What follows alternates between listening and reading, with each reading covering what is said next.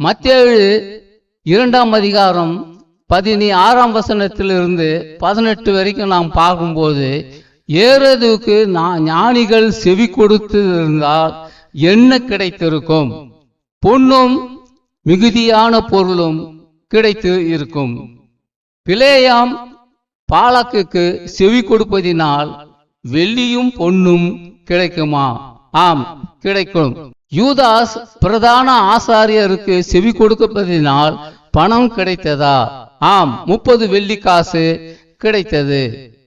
சாஸ்திரிகள் ஏரோதுக்கு செவி கொடுக்காமல் தேவனுக்கு செவி கொடுத்ததினால் என்ன நடந்தது என்பதை பார்க்கும்போது, 2 வயதுக்கு உட்பட்ட பிள்ளைகளை கொலை செய்யப்பட்டார்கள் என்பதே ஆகும்.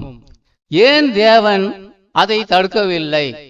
தடுக்க அவரால் முடியாது என்று அர்த்தமா? அப்படி ஒன்றும் இல்லை.